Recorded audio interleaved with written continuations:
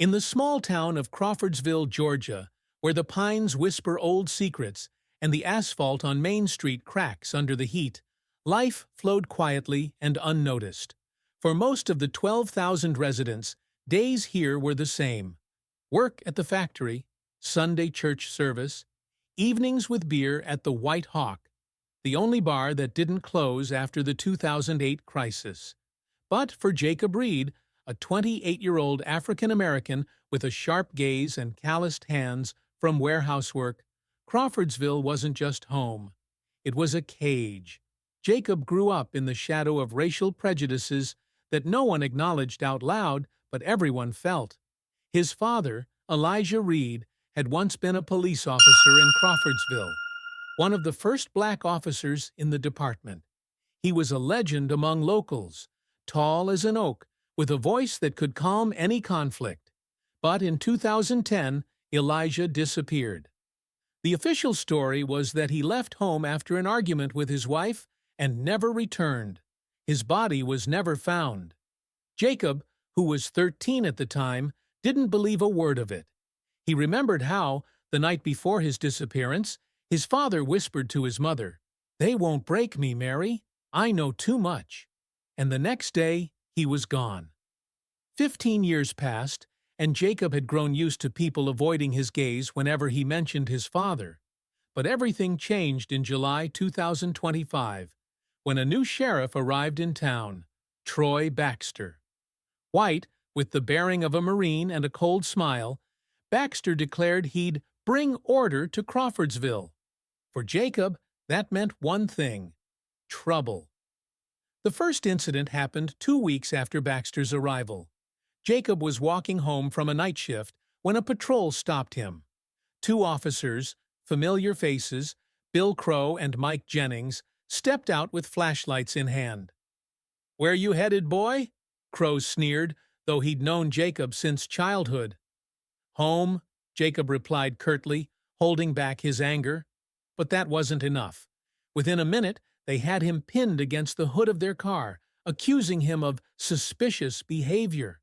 They searched him, found nothing, but still hauled him to the station. There, Baxter personally interrogated him for 3 hours, asking the same questions over and over. "Where were you? What were you doing? Why are you so nervous?" Jacob knew this wasn't random. They were looking for something. After that night, Jacob's life unraveled. They stopped him almost weekly. Once, Crow accidentally struck him with a baton across the ribs, leaving bruises that ached for 2 weeks. Another time, Jennings tossed his phone to the ground and crushed it under his boot, laughing, "You're not going to file a complaint, right?" And Jacob didn't. Not because he was afraid, but because he knew the system was stacked against him. Yet deep inside, a quiet, relentless fury was building. The tipping point came in August. Late at night, Jacob was driving home in his beat-up pickup when he saw flashing lights in his rearview mirror. He pulled over and watched as Baxter stepped out, pistol in hand. "Get out, Reed," the sheriff ordered. Jacob complied, but something was different this time. Baxter looked tense, almost afraid. "You think you're smarter than us, huh?" he hissed, stepping closer. Then, without warning, he smashed the butt of his gun into Jacob's face. Blood soaked his shirt as the world spun. "That's for your dad," Baxter added softly, almost in a whisper. Those words carved into Jacob's memory like a bullet. He lay on the ground, blood trickling down his cheek, but his mind fixated on one thing. Baxter knew what happened to Elijah. And he wasn't just aware, he was involved. The next day, Jacob sat in his cramped kitchen, holding ice to his swollen cheek. His younger sister, Layla, a 19-year-old college student with a spark in her eyes, stared at him in horror. "You can't let this go, Jay," she said. "They'll kill you like they did Dad." Jacob stayed silent. He knew she was right, but he also knew he couldn't keep running. That night, he fired up his old laptop and started digging. Reddit, forums, local archives, anything that might offer a clue about his father's disappearance.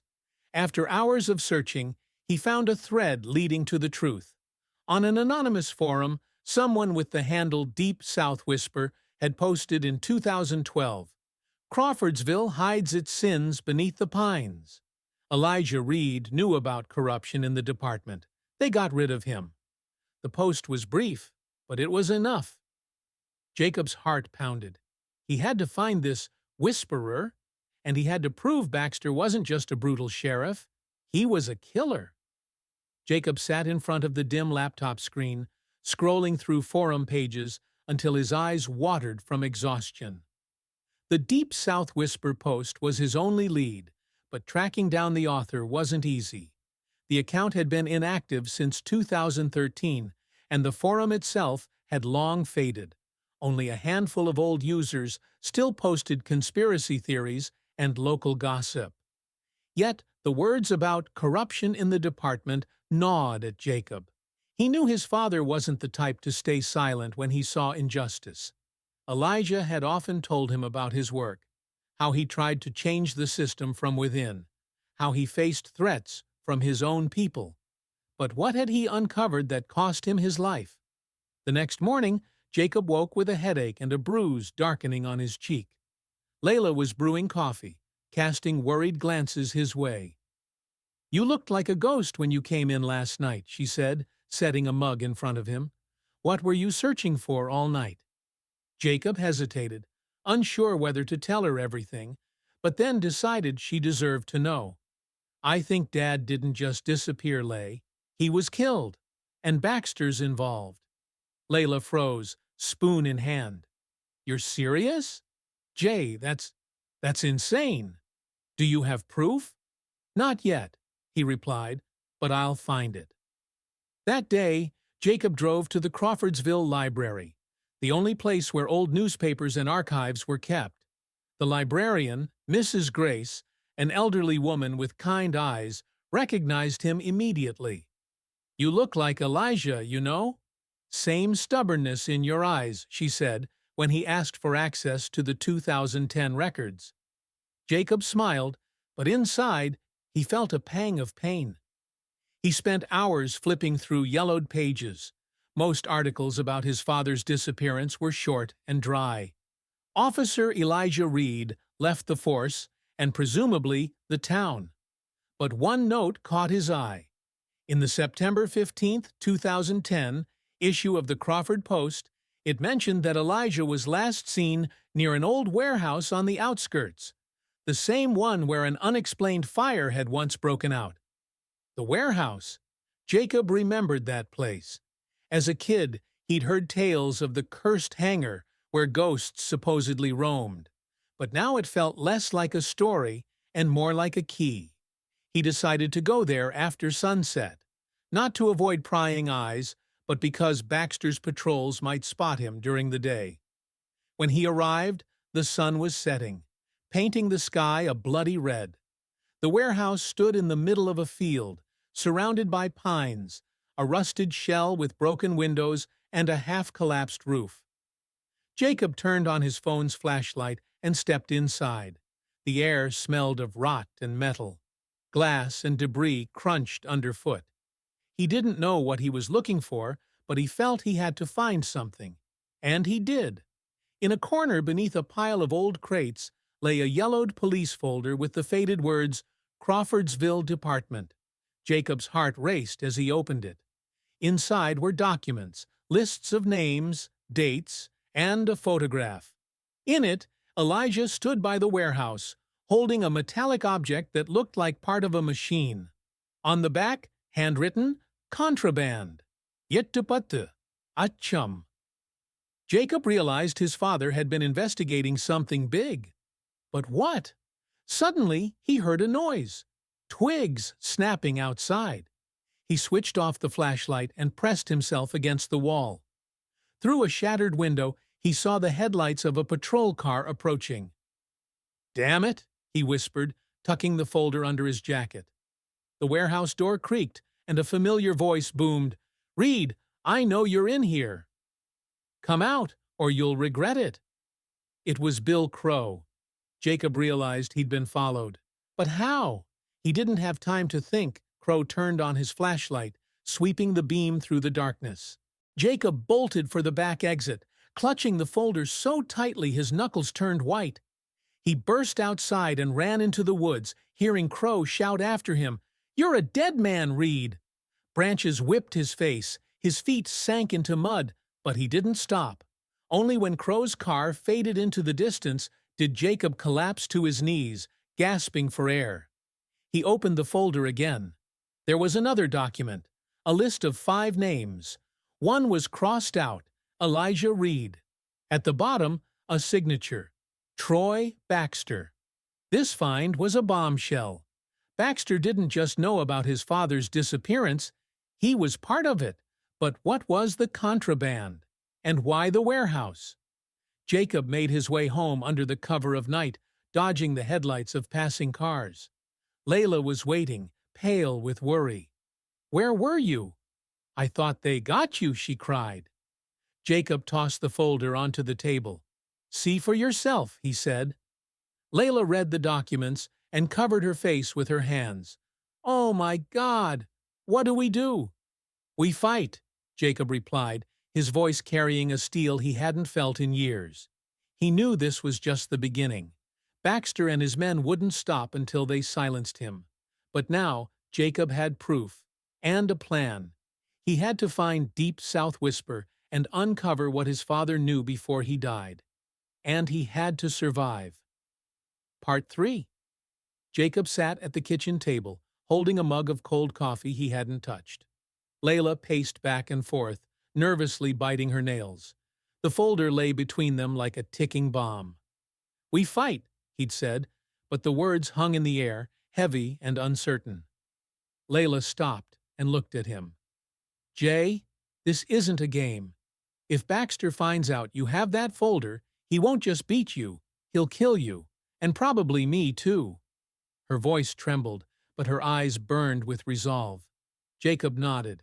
"I know. That's why we have to be smarter than him." The first step was finding Deep South Whisper. Jacob returned to the laptop and dug deeper. He registered on the forum under a fake name and left a message in the same thread. "Looking for the truth about Elijah Reed. If you're still out there, give me a sign." He didn't expect a quick reply, but an hour later, an email from an anonymous address appeared in his inbox. The subject read, "The pines are silent, but I'm not." Inside was a brief message. "Meet me tomorrow. Old Cemetery, midnight. Come alone." Jacob's heart raced. It could be a trap, but he had no other choice. The next day dragged on in tension. Jacob tried to act normal. He went to the warehouse, worked his shift, avoided his co-workers' stares, but his mind was on the cemetery. Layla begged him not to go. "This is crazy, Jay. What if it's Baxter luring you in?" "Then I'll be ready," he replied, slipping his father's old folding knife into his pocket.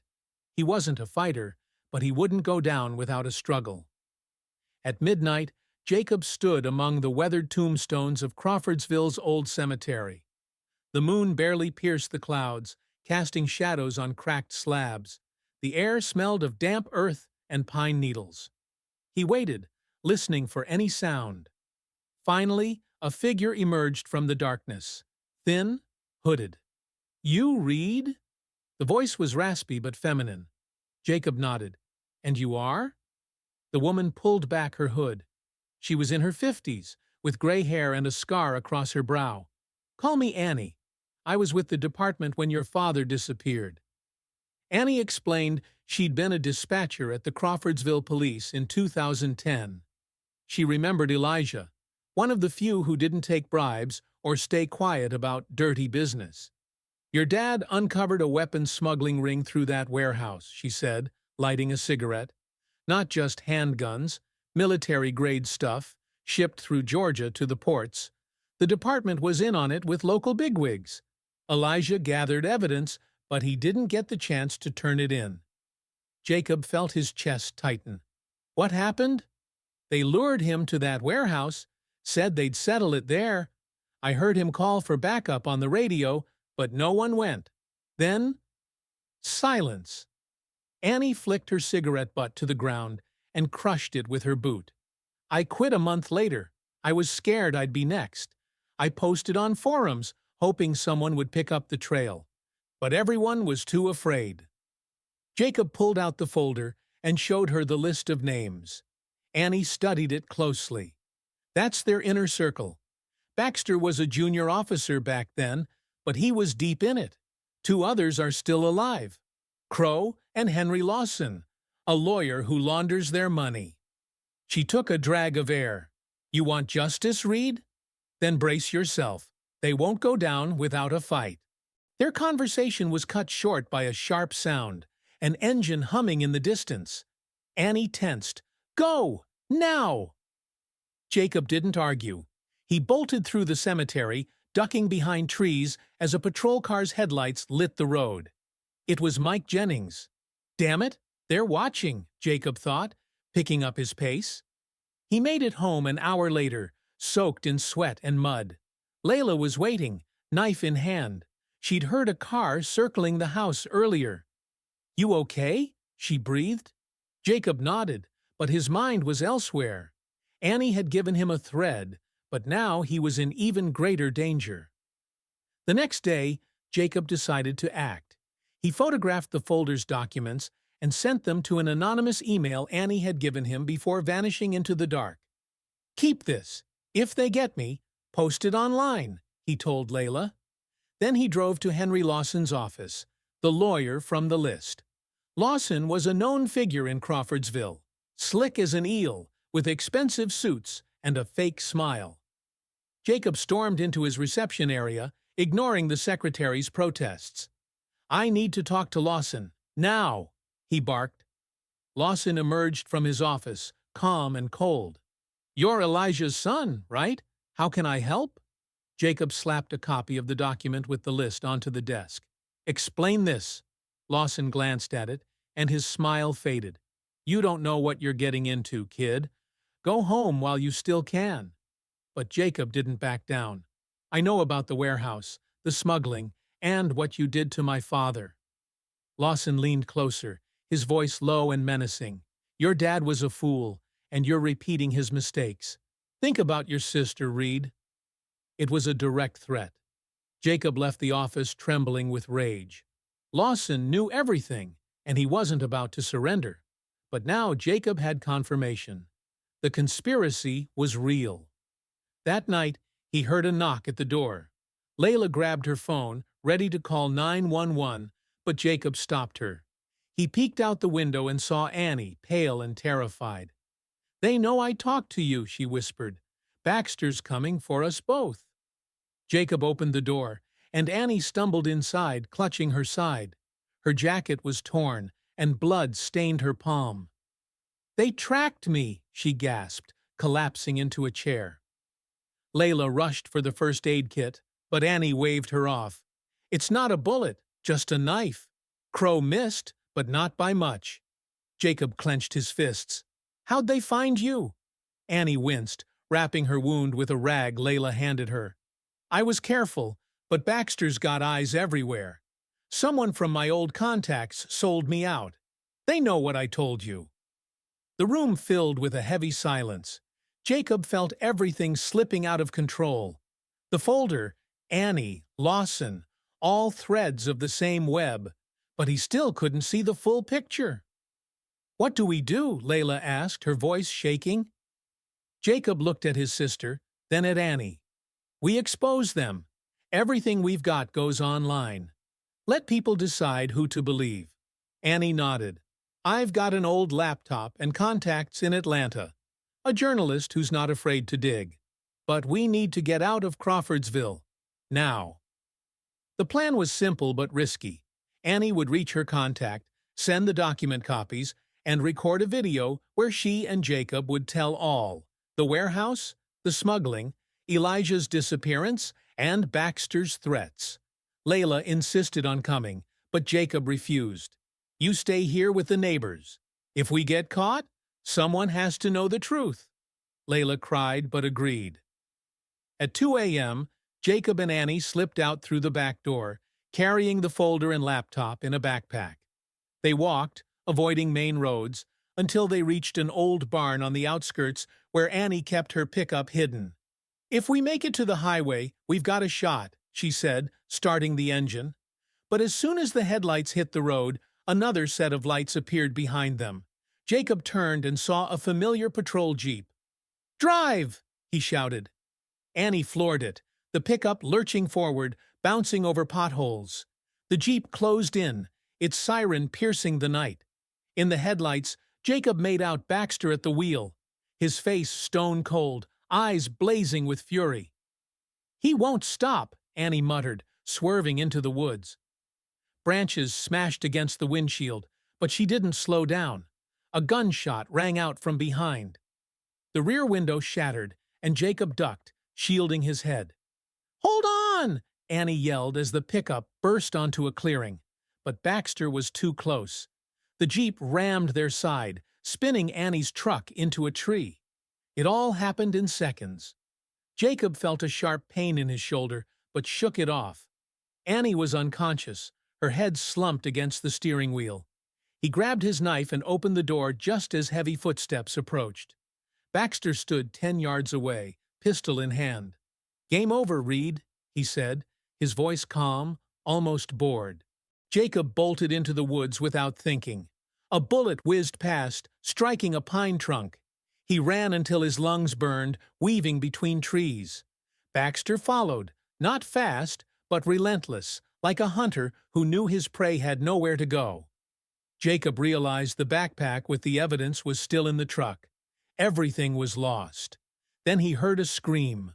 Sharp, feminine. Annie. She'd come to. Turning back, he saw Baxter dragging her from the pickup by her hair. "Thought you could outsmart me?" the sheriff snarled, pressing his gun to her temple. Jacob froze. He had a knife, but it was nothing against a firearm. "Let her go," he shouted, stepping out from behind a tree. Baxter grinned. "You're as dumb as your old man. Know what he said before he died? You won't get away with this?" "But we did. Until you showed up." Those words hit Jacob like a bullet. He charged forward, heedless of the consequences. Baxter fired, but Jacob dodged. The bullet grazed his arm. He stabbed Baxter in the shoulder, forcing him to drop Annie and stagger back. "You're dead!" Baxter roared, but Jacob was already pulling Annie into the woods. They stumbled through the undergrowth until they reached a creek, hiding in the bushes as Baxter cursed in the distance. Annie breathed heavily, clutching her head. "He took the backpack," she whispered. Jacob gritted his teeth. All the evidence was in Baxter's hands, but he still had something. The phone in his pocket with their cemetery conversation recorded. It wasn't solid proof, but it was a start. "We're not done yet," he said, helping Annie up. "We need to get to Layla and find that journalist." But as they moved, an engine roared behind them. Baxter hadn't given up. Then more headlights appeared, this time from the other side. Jacob knew it was Crow or Jennings. They were surrounded. Jacob and Annie pressed themselves to the ground by the creek, their breathing mingling with the rustle of leaves. Headlights closed in from both sides, slicing through the forest darkness. Baxter on one end, another jeep on the other. Jacob was sure it was Crow. They were trapped. Blood seeped from his arm where the bullet had grazed him, but adrenaline dulled the pain. Annie gripped his wrist, her eyes glinting with panic. "We're not getting out," she whispered. Jacob pulled his phone from his pocket. Maybe not. But they won't walk away clean either. He opened the cemetery recording, Annie's voice detailing the smuggling, Elijah, the department's conspiracy. It wasn't ironclad evidence, but it could plant doubt.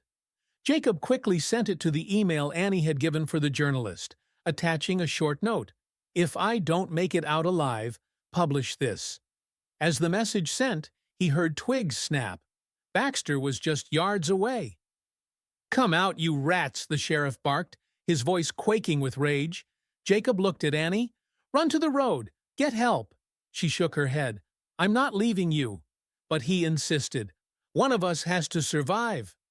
Annie pressed her lips together, then nodded and crawled into the darkness, staying low. Jacob stood, knife in hand, and faced Baxter. "I'm here," he shouted, drawing attention away from Annie. Baxter stood in the clearing, his pistol aimed at Jacob. Blood oozed from his shoulder where Jacob had stabbed him, but he held steady. "You've gone too far, Reed," he said, stepping closer. "Your old man thought he could stop us. Know how he died? We left him in that warehouse with 2 bullets in his chest. He begged us to finish him, but we just walked away." Jacob felt his insides twist. He'd imagined his father's death 1,000 times, but hearing it from Baxter was like a gut punch. Crow emerged from the other side of the clearing, his flashlight illuminating Jacob. "You're done, kid," he sneered, pulling out his baton. But Jacob didn't back down. He lunged at Baxter, knowing it might be his last shot. The sheriff fired, but the bullet missed. Jacob tackled him to the ground. The knife slipped from his hand, but he grabbed Baxter's gun and pressed it to his temple. "For my dad," he hissed, his finger trembling on the trigger. "Stop!" Crow's shout from behind made Jacob turn. The officer aimed his pistol at him. "Drop it, or I'll blow your head off." Time froze. Jacob could kill Baxter right now. Revenge was so close, but then Crow would shoot him, and the truth would die with him. He thought of Layla, Annie, his father. Elijah had fought for justice, not blood. Jacob slowly lowered the gun and tossed it into the grass. Baxter laughed, standing up. "Smart kid, but it won't save you." Crow stepped closer, but suddenly the woods blazed with new headlights, not patrol ones. A man with a camera stepped out of a car, followed by 2 others with microphones. "Hands up! This is live!" one shouted. Jacob froze. It was Annie's journalist. She'd made it to the road and called for backup. Baxter and Crow looked around like cornered animals. The cameras captured everything: a bloodied Jacob, a wounded sheriff, the gun on the ground. "He attacked us!" Baxter roared, but his voice drowned in the chaos. The journalist, a tall man with a gray beard, approached. "Troy Baxter, we received an anonymous recording about weapons smuggling in Crawfordsville. Care to comment?" Baxter paled, and Crow bolted for his jeep, but the reporters blocked his path. Annie emerged from the trees, clutching her side but with triumph in her eyes. "We did it," she whispered to Jacob. He nodded, feeling the tension ease. State police arrived within an hour, arresting Baxter and Crow. The documents from the backpack were gone, but Annie's recording and the broadcast went viral. Within a week, the story swept the nation. Officer's son exposes corruption in Georgia. Lawson vanished from town, but his arrest was only a matter of time. A month later, Jacob stood by his father's grave, holding Elijah's old police badge, recovered from the warehouse after a new search. Layla hugged him. "He'd be proud of you," she said. Jacob smiled, but he knew justice had come at a steep cost. Annie recovered but shunned the spotlight, staying in the shadows. Baxter and Crow awaited trial, but the system they'd protected didn't fall, it just burrowed deeper. The night before leaving Crawfordsville, Jacob turned on the TV. A report showed protests in Atlanta, people demanding investigations into departments across the state. His story had sparked something. He switched off the screen and looked at the pines outside. "We didn't get away with it, Baxter," he whispered. "But you lost."